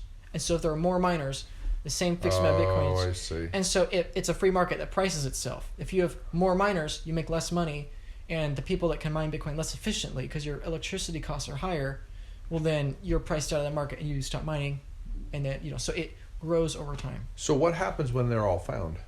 All the Bitcoins? Yeah. Well, that's going to be in 2140, most likely. Okay. So that's a century from now, and there's speculation on that. I mean, the most likely case is that fees would then just power the network, or it would be inherent financial incentive to keep your own investments secure. Will that devalue the? No, most likely no. I mean, okay. Like I say most likely because we're talking about 2140. It's like I have no idea what's going to happen in 2040. Right. But so I mean, we have to keep, we have to but most likely it's going to be no big deal. And Solana and Ethereum even further projected further? No, they're different. Ethereum's moving from what's called proof of work to proof of stake. It's just a different way the network is validated. That's happening this year, and that's why I have one of the reasons why I have a lot of money in it, because Ethereum's losing market share, but its tokenomics are so strong because the issuance is basically stopping that I see no way that it stays at $4,000. And it can be borrowed against as well. Yeah. Okay. Mm-hmm. Any of these can be borrowed against. Yeah. Okay. Yeah, you can take out the 1,000% leverage if you will. I wouldn't recommend it, but you can take out stupid amounts of leverage against it, like debt. Okay. Yeah. And then, but then the risk of that is what? Well, yeah, the more debt you take out, the higher risk you get. And then you have to pay back, obviously. Well, you have to pay it back. Yeah. So, for example, I have a Bitcoin loan right now. Oh, do you? Mm-hmm. Oh, that's cool. Yeah. So, I think. Yeah. I think so. Unless I'm wrong, but for example, I use that for various reasons. It's basically my savings account. And so I have a 36-month loan, 1% interest rate, and so I'm basically betting. Which I hate to use that word, but that's what I'm basically betting that Bitcoin's going to increase by at least 1% annually for the next 3 years. Oh, I see. While simultaneously, the value of that debt I took out is decreasing 15% a year. So if I take out $1,000 of debt, where's my calculator? So just for the sake of math here, if I take a $1,000 loan against my Bitcoin, and let's say inflation is 15% for the next 3 years, which I think is more likely than not. It's 15% right now. The CPI is 7%. What's CPI? That's the Consumer's Price Index, which is what the federal government reports. People don't realize that is a rigged number. It is a rigged number. It is by their own admission not correct. Artificially low. But it's say it's 15% for the next 3 years. So 3 years from now, 36 months, I'd be paying back $614 in terms of today's dollars. Okay. So basically, the debt I take out today, I'm not going to have to pay back 40% of that. Okay. In terms of purchasing power. Gotcha. And that disconnect from purchasing power and asset prices is so hard for people to get. Pretty much everyone keeps asking, is the stock market going to crash? And when you talk about this crash, this market crash, and that just as a quick side note, that's what people don't understand. That I do not think the stock market is going to crash. Mm-hmm. I believe it very well might in real terms, but not in price. Oh. Like Turkey right now, for example, their currency, the lira, is crashing. But as it crashes, their stocks are skyrocketing. Soaring. Because as your cash is exponentially increasing in supply and exponentially decreasing in trust, yes. Well, you have to convert that as quick as possible to something that's going to retain its value. I see. A house, a stock, Bitcoin, whatever. Yes. And so as the lira keeps crashing in Turkey, which I mentioned Turkey because it's a G20 country. It's a big country. It's maybe the fifth largest economy in a couple decades. Really? Yeah. It's a really big country, and even them, they're having this right now, and so it's that should be an alarm bell to people. Wow. This isn't Nigeria, Venezuela, or some other country people can write off. But my point is using that as an example, real world example. It's I do not think for that reason that housing prices, stock market, whatever, gold even, I don't really think they're all going to come crashing down. I think they're going to crash up. So on a practical level, yeah, you're investing in real estate. Does it let's say that someone was wanting a home. Does it make more sense, given all this, to build or to buy an existing? Oh, I would buy just because building is such a nuisance. Oh, but I mean, as far as values. Yeah. As far as value, I would probably still buy. Buy. Okay. Yeah. New homes often get overpriced just because they're new and pretty and special. And ironically, the parts aren't made as well now. They're made cheaper, so they break more. See. There's a lot more maintenance. No, that makes sense. So I mean, I would just buy it. It's simpler, probably better value for your time, and most likely, unless like you're in a major city where new homes like double in value like after 2 years. Like I don't know, San Francisco or some other anywhere in Texas or Florida, basically. Somewhere. Yeah.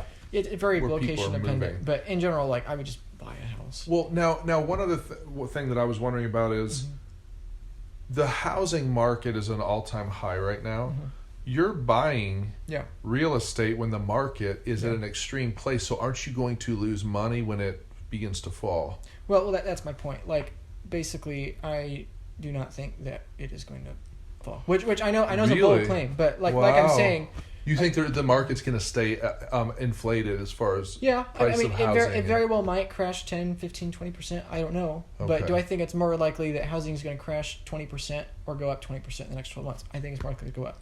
I see. Like housing is up 28% over the last year. Mm-hmm. Yeah, it's ridiculous. And there are some people that say it's going to be 16% next year. I think maybe a little less. I don't know. But as long as the dollar increases in supply by 15% plus every year, it makes no sense for me to wait on the sidelines to buy real estate or Bitcoin, in my humble opinion. Yes. Because by definition, housing prices should be going up at least 15%.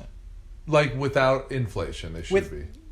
No, because of inflation. Oh, because of inflation. And then on top of that, you have appreciation. Like even if you buy a house that does not appreciate in value, by definition, based on the currency supply, it should be going up 15%. And like one other quick side note too, is that it takes roughly 2.5 to 3 years for printed money to propagate throughout the entire system. Oh. Because when you basically, and this is going to probably blow your mind, Nathan, but basically what the United States government does is when we want to spend money, we borrow money. So we create bonds. We sell bonds to investors, like banks. Banks buy the bonds. The banks collect a fee. They go to the Federal Reserve. The Federal Reserve buys the bonds, gives the bank cash. And so basically, So basically, we can create an unlimited amount of debt and an unlimited amount of money to back that unlimited amount of debt, and we can get away with not calling it printing money. It's called quantitative easing. It's not, and it's continually referred to not printing money, whereas essentially it's printing money. It's called what again? Quantitative easing. Easing. Yeah, like you're like easing my pain. Yeah. Essentially, It really started after 2008, and it's just continued and it exploded. Was it no such thing before that? I mean, not by name, but yes. Not by name. Yeah. It's a new term. Yeah. It's relatively new.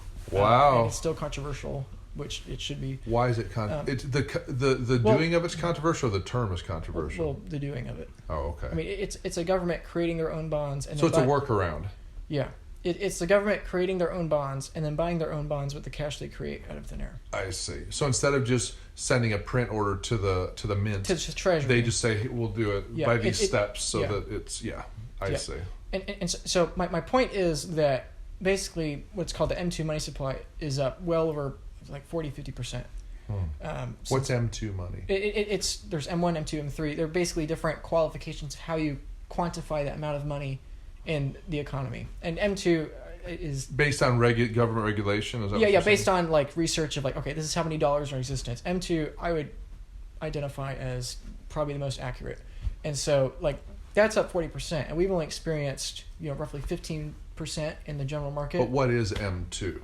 M2 is the money supply. It is one definition of money supply. So you can count money in terms of cash. You can count it in terms of cash and bank accounts. You can count it in terms of cash, bank accounts. Oh, okay. And these other kinds of assets. And so it just depends. So M2 is a way of counting it based on certain things. Yeah, and I would argue it's a more accurate depiction of the amount of money in existence than M1. M1's up like 80-90%, but I don't think that's quite accurate. So give me a little understanding of what's the difference in how M1 would classify and how M2 would classify. M1 is strict cash. Just cash. Yeah, M2 is a little more comprehensive. Some other thing. And so my point is like you could be even more extreme than me and say we've printed 80% of our money in the last 18 months. If you're M1, I say. I think M2 is only about 45%, I think. Okay. But even that, 45%, and we've only experienced 15% inflation. I mean, like, by definition, there should be more inflation. Like, it's not going away. So does M2 include assets as well? Some assets as well? Yeah, like bank accounts and stuff Okay, like that. I see. But yeah, that's more nuanced. Yeah, we can. Okay, so Yeah, the important point I'm making there is that people think it's one for one. Like, Congress passes another spending bill, and then prices went up next week. It's like, no. If Congress passes a spending bill in 2021, you're not going to feel it until 2023, maybe 2024. I see. Like, and that's what I was saying earlier. Like, we didn't start feeling inflation until March 2021, when we started printing money at a new rate in March 2020. It took a whole year for us to feel anything, and so we haven't even felt like all the spending bills, all the printing that we've done in 2021. Now that the year's ending, like, it's like people don't realize that we've not felt that yet. I see. And so, so to your question of why am I buying real estate or Bitcoin when both are near all-time highs, it's like, I mean, I understand the Bitcoin. Yeah, but I mean both. It's not really volatile, right? Yeah, Bitcoin is. It is volatile. Yes. And what is that? And when I say volatile, it means it's subject to a lot of change. Oh, the price goes up and down. That's volatility. The price volatility is. And it does go up and down a lot. A lot, yeah. Okay. Yeah, like if you buy Bitcoin now, you should be not surprised if it doubles and then it crashes 50% and then it doubles. Oh. And like that will happen. But using other nations as an example, they would rather. And this, by the way, just personally, I watched Bitcoin for a few years, but in 2020, what convinced me was when I saw areas of the third world buying Bitcoin like fastest in the world. Like, people don't realize it. People in Thailand, India, Pakistan, Nigeria. We talk about poor people in the poverty zone. Yeah, people in certain areas of the world that make $4,000 or $5,000 a year are buying Bitcoin faster than us Americans. Wow, on a per capita basis. Yeah. And how did they find out they should do that? Because the internet. Well, the internet, and the only ones that are keeping up are the ones that are buying Bitcoin. And word of mouth, like me right now telling you. I heard so and so's doing this, and then that's how it works. And are they borrowing against it as well? I don't think it's as prevalent for those with lower incomes. So they're doing this just as an investment for the future? They would rather have their store value fluctuate by 50% up and down on an upwards trend line instead of holding bolivars or lira or pesos, which are only going down in a non-volatile fashion. Okay, I understand what you're saying. So for somebody like in my position, what's a good starting point? Yeah, okay. That's a good question. So what is so hard to emphasize, because it's not intuitive, because again, linear versus exponential thinking, people think that 60,000 in Bitcoin, that sounds expensive, when it was $10 13 years ago or whatever, it was super cheap and now it's so expensive. But people don't realize that but it keeps going up. Yeah, right? Yeah. It is incredibly scarce. And so my argument would be that if you're just starting out and you're uncomfortable and you just want to learn like $50 a week, or a week, but like just something so that you have some financial incentive to keep learning. And then I would argue, once you feel like you've learned, then basically just allocate, using the Titanic lifeboat metaphor, allocate to your belief in one argument or the other. So if you are 50% Bitcoin, 50% cash, you think there's a 50-50 chance that the inflation debasement Bitcoin argument is right, 50% chance is wrong. If you have more... That what's wrong? That the central economists and politicians, that they're right. And that the whole Bitcoin inflation, this is a danger thesis, is wrong. Oh, so that is out there. There's a danger thesis. Is there a narrative that they've promulgated related to Bitcoin that? Well, yeah. The counter narrative is that people that think Bitcoin is the alternate, like basically there's no problem, that we'll be able to pay off our inflation, that we'll pay off our debt, and that modern monetary theory works, and all this other what I would call nonsense. So basically, the question of how much should one invest, I would argue, should be to the degree of confidence you have that Bitcoin is going to be the replacement when the fiat structure has turmoil. So if on the off chance, according to what you said, that the government's right and everything evens out, does that make Bitcoin absolutely worth nothing at that point? I mean, in principle, possibly, but I would say no, not even then, because Okay. there's always going to be the possibility. Like for example, let's say there are $900 trillion of assets in the world. Okay. Fidelity is recommending 3% allocation to their high net worth clients. There are Saudi, Australian, European funds that are allocating 5%. Allocating to what? To Bitcoin, 5%. So they're recommending that. Well, yeah, it's like a very small percentage, but more and more, J.P. Morgan, other institutions are suggesting like single digit, like that's basically where people start, 1 to 5% allocation, and so $900 trillion global assets. If 5% of global assets enter Bitcoin, yeah, and simultaneously a 15% inflation for the next 15 years, which I would argue is going to happen, because when I do the math of the bond to GDP ratio, I think we need to keep 15% inflation minimum to not have a bond crisis. And if a politician is given the choice, print more money, prevent bond crisis, or single-handedly cause a bond crisis, they're going to choose print money. Mm-hmm. And so I do not think it's unreasonable to say 5% of global assets could eventually enter Bitcoin. I do not think it's unreasonable to say inflation will be 15% for at least the next 15 years. And also, and this is surprising to most people, but I would argue it is not unreasonable to say there will only be 3 million Bitcoins that will be exchanged. Really? Because there's 21 million written in the code. Mm-hmm. About 5 to 6 million are lost. Like, people lost them. Mm-hmm. How do you lose them? When you buy directly, not on exchange, and you lose your keys or you send it to a wrong address or whatever, it's just lost in cyberspace. What's your keys? Your basically your password. Oh. Yeah, okay. yeah. And so that's like those are the horror stories you hear of, like, oh, this guy had a laptop of 1,000 Bitcoins and he lost his laptop. And that's the risk when you hold it yourself, which is why I suggest new people do not hold it yourself. Oh, you have it through a third party? Yeah, like an exchange. I see. Because then you're protected against yourself, because you right, make mistakes. Against your own stupidity. Yeah, against your yeah. I mean, I'm not calling those people stupid. Yeah. Yes, but yeah. So 20 million Bitcoins, about 5 or 6 million are lost, and so can they be found again? No. Oh, they're gone. Yeah, you'd have to hack the network, which is not. Yeah. Oh wow. And so there's probably only to be about 13 or 14 million Bitcoins ever, even after they're mined. And there's roughly about 2.25, 2.3 million Bitcoins available on liquid exchanges. Right now. And currently they're being drained out of liquidity about 300% faster than current issuances. Which means they're not being mined fast enough, basically? Yeah. And in 2024, because of the halving, which you might have heard of, then the issuance goes down again. So because of the what? Halving, every 4 years, Bitcoin's issuance halves. Oh, it halves. By 50%. Okay. And until we get to 2140 and hit zero. Okay. Basically, there's 2.25 million Bitcoins left, and they're draining really quickly. And so, therefore, my point is, I think it's reasonable to say 3 million, not just 2.25 now, or the 1.5 that'll be in a year or two, but I think 3 million is entirely reasonable. And, if you do that math, then you get a very, very high Bitcoin price. Okay. If you have 5% of 900 trillion, mm-hmm. which is 45 trillion, chasing 3 million Bitcoins, I mean, that's like a $12 million Bitcoin. Wow. And then at the same time, like an inherent value in today's dollars, 12 million or so. Yeah.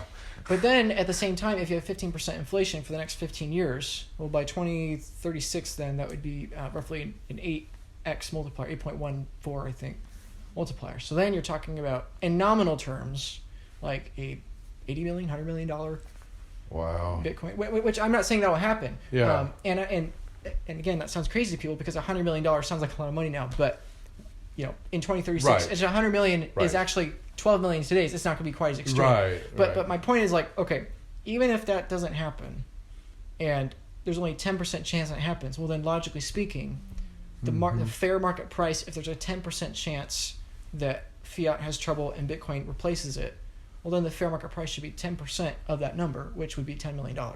Okay. And, what? Or 1.2 million in today's dollar. And so my point is, like, it's not exact science. I mean, there are bond traders and other macro investors that go along this line of thinking that basically say, well, if we assume this, that, and the other, I've heard bond traders straight up say, I think there's a 75% chance Bitcoin's going to zero, and I'm putting my money in because this is, like, even if there's only 25% chance this is right, the market is undervaluing it. That's my basic, and that's the basic reason why I'm kind of pounding the table on it, because it's like basically the market right now is giving Bitcoin single-digit percentages of succeeding, and I would say it's more like 90% plus. Wow. Okay. So so in reality, if the dollar bottoms out, that doesn't mean people aren't going to still be spending it. Yeah, it just means It'll its still be value is around. nil, and that people will be moving to Bitcoin because of its stability. Yeah. I mean, I see. Yeah, why on earth would you hold bonds or cash, Yeah. which are losing value? Yeah. I mean, just keep it in your house or your Bitcoin or whatever, Right. And I mean, as a complete side note, like I talked to various charity organizers or whatever about it too, because like they're very interested in accepting donations and adding it to their balance sheet, and like I mean, especially for a region of the world where charity work is most needed, like in censorship high areas, like I think this is just going to be a more important component of their charity work, and that it's economic factors are an important Yeah. part, so. And I noticed on the Cash App now they have a way to send and receive Bitcoin. Yeah, they do. Yeah, they're incentivized because they collect fees when they do it for see. you. So I didn't know. So what would they be considered? Are they like, how do they they're transact third in Bitcoin? party. What's that? They're a third party. So they buy Bitcoin, they keep it themselves on their cold storage wallets, and then I see. you have trust that they are backing up the word, which for certain organizations there is that. Would you not trust. recommend that necessarily through some? I'm very particular. Gemini is the most user friendly. Gemini. And it's easy for people. Okay. Yeah, but I mean, you just really got to do your research, because people get, Okay. It's very early, and so I know so many people that have lost so much money, and Doing what? buying stuff that were scams or were junk or That were supposedly crypto. that were supposedly see. valuable. I mean, because anyone can create one, and so Yeah. back to the abstraction, anyone can create it. It is abstract, and so the only Wikipedia crypto. the only value there is human trust that we have in Gotcha. it. And so the meme coin of the week is very different than something like Bitcoin or Ethereum or Solana or Cryptopedia. Polygon. Just go on and create it. Yeah. Create an entry. Yeah. So as far as a practical starting point, Yeah. I would encourage anyone, like, just if you have any interest in it, or you think there's any possibility it's correct, like just $50 or $100, enough to get you interested in, okay, I got to learn more about this, and like this might be important. But then I would say I have extremely high confidence that if one does the math and the models and the research, the proper due diligence, like they will become almost certain that this is going to play out, because this is not a policy decision, it's just math. Yes. And math, whether we're talking about Rome or the United States, is this. Okay. Yeah. So if I want to start, I could basically go to Gemini.com, open an account. Yeah. Go in. I'm not affiliated with them. No, I know you aren't, but I'm yeah. saying you trust them though. I mean, if one wants to convert a Roth IRA, I mean, I Trust Capital's good. Gemini is a good exchange. Okay. But just buying Bitcoin from a complete zero. Yeah. Gemini's a good one. Yeah. You'd say. Yeah. Okay. Yeah. If you're just starting. Yeah. Yep. Okay. Gemini or Binance or Kraken or you Okay. can go. I mean, basically just Google. Yeah, but Yeah. Google what though? 'Cause what if you get a non-trusted? Crypto exchanges, and then just ones that have the best insurance. The best insurance, the most regulation. Well, can you what are those? Yeah. The ones I'm saying, Gemini. Okay. Yeah. Okay. So Gemini would be a safe bet for anybody At the current moment, yes. At the current moment. Yeah. Okay, but that can change. Sure.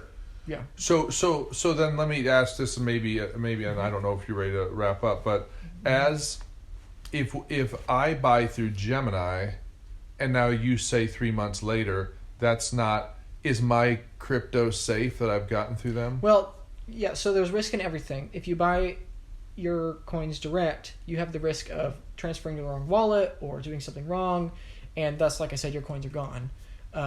Or you can trust a third party, like an exchange or like a lending platform or whatever, and they hold it for you, and they're basically holding it for you on your behalf. And so you are putting trust in them that the regulators have done their diligence and that the insurance is good, and so there is an element of trust. However, I would argue for someone that's new, the risk of losing your own coins is significantly higher than the trust of one of these third parties, in my opinion. Okay, so let's say that in 3 months you say Gemini's probably not I don't trust them as much as I trust fill in the blank. Is there a way to move your coins over? Yeah, that's the beautiful thing. I mean, I could show you myself if you want. Like that, that's the beautiful. Like if you can think of your house as the asset, the crypto asset, and or better, the title, the piece of paper. You can think of Gemini as a title company and another exchange as another title company, and so you can directly send your asset, your crypto, from one to another without taxes, without fees. Okay. And in most cases, without fees. Do these third-party companies charge you for the? Yeah, there are fees. For the, and is that in U.S. dollars? Or is that in crypto? Or do they take That's in dollars. In dollars, and what's an average fee? I mean, it depends on the amount. They take a percentage. It's exponentially. It's an exponential large amount the smaller your purchase is. So if you are buying $1,000 of Bitcoin, it's probably, I don't know, like maybe $10, $15, something like that. But if you're buying like $100, it might be 10. Well, no, not a larger amount in nominal terms, but a larger percentage. Okay, so I see what you're saying. But fees are negligible. Like in my opinion, like I would not worry about fees. They're pretty low. We're talking about like less than 1%, and Bitcoin's price fluctuates 3-5% a day. So like. Oh, I see. Don't worry about it. Okay, I see. Mm-hmm. Okay, well that's helpful. That does give me. Do you manage? Do you offer a service where you manage crypto portfolios for people, or not yet? I do for a couple individual people. Is that something you're offering to the public? No. Okay. Not right now. Not just, at this point. Just for the number one, the liability. Oh, I see. This is just personal relationship. Sure. Number one, the liability, but number two, like quite frankly, like most people I know would just start with the $500 or so, which frankly is not. By the time I collect fees on that, I mean it's just not worth my time. I mean, I'm for the average layman novice, like I'm telling you basically what you should know. Yeah, just go Bitcoin, Ethereum, Solana. Go with solid names. Don't go with junk. Don't go with the thing that week. And know what you're buying. do you have do you have a recommendation as far as how much should, like let's say I have $1,000 to allocate to crypto. How would you subdivide that between Bitcoin, Ethereum, Solana? Yeah. I talk about that in my newsletter depending on your risk tolerance, but in general, Bitcoin's a lower risk, lower return. Ethereum and Solana, higher risk, higher return. I'm higher Ethereum, Solana. Okay. For someone that's risk averse, or maybe older or lower income, whatever, Bitcoin's probably safer. Okay. Yeah, I mean, it's just allocate based on that. So you personally like to put more into the higher risk? My goal is not to make as much money as possible, but get the maximum amount of returns per unit of risk I take. Yeah. And so my opinion. Wouldn't that be anybody's goal? Well, no, not actually. People. Well, because people try to make as much money as possible. That's not what I'm trying to do. I'm trying to get the best ratio of return to risk. And so for me, I would argue Ethereum and Solana, in my opinion, are better risk to return. I see. But their risk is higher. Okay. I would argue the returns are exponentially higher than the risk increases. I see. But the risk is higher. And so everyone needs, in my opinion, at least a little bit of those three, but especially Bitcoin. Okay. So. Well, that's helpful. Yeah. That's I had no idea. Yeah. Well, okay. I mean, anything else? I can't think of it. I know we went all over the place. That does answer my question. I've been thinking about it for the last couple of days, just thinking, I wonder what this is all about. And it's very complicated, but the best advice I could give is using the Titanic metaphor. It's like, when you're on the deck, you might only feel a few degrees, but if you understand how the ship is built, and you understand the physics of the situation, like you'll understand, maybe it doesn't sink, maybe it takes days to sink, but I think the worst case scenario is more likely. And I think right now, when lifeboats are being sent out and people aren't taking advantage of that, it's like to be 100% confident and 0% confident in that. It's just like being in the wooden ship in the middle of the Atlantic Ocean in freezing water is higher risk until the alternate is the Titanic. Well, I'll tell you what. I have an idea for you. Yeah. You're a filmmaker. Yeah. I think this needs to be a film with animated diograms of the ship and with label where. I have that coming out actually. Not an animation, but slideshows. Okay. You're gonna explain it. Yeah. Good.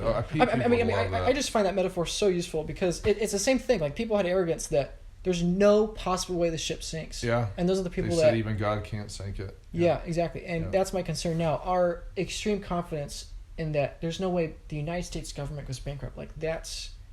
Well, now you even hear this inflation actually is going to be helpful for us. Yeah, exactly. That is I've never heard nonsense. that my whole life. That's complete nonsense. Yeah, that doesn't make logical sense. I mean, I don't even know what I'm doing. But like when I was young, I remember when like Reagan got in, everything it was like he's going to lower inflation. The narrative I heard is lower inflation. Inflation, and that maybe I should finish with that. But like inflation in the 80s is very different than inflation now. Okay. Like it is. Well, they were talking about lowering it then too. Yeah, and we did. Yeah. I would argue that, like I said, like I think we most likely hit the trigger point, which is the debt trap, and so I like if we raise interest rates to their historical average, like we would be bankrupt in weeks. I see. And so we are incentivized to keep interest rates and keep everything running as long as possible. It's a game of musical chairs, and so we're all circling around, keeping it going as long. Politicians keeping it going as long as possible, so we can remain in control as long as possible. But then, as soon as the music stops, I mean, everybody's me looking for a chair. Yeah. And there's not enough. Yeah. I appreciate this. It's been really helpful, and I do plan on doing. I want to at least get my toe in the water and at least dip your toes. Yeah. Like, I mean, learning now is better than waiting. My 2 years. shitomi. Yeah, your shitomi. I dip my shitoshi in water. Yeah. I appreciate it.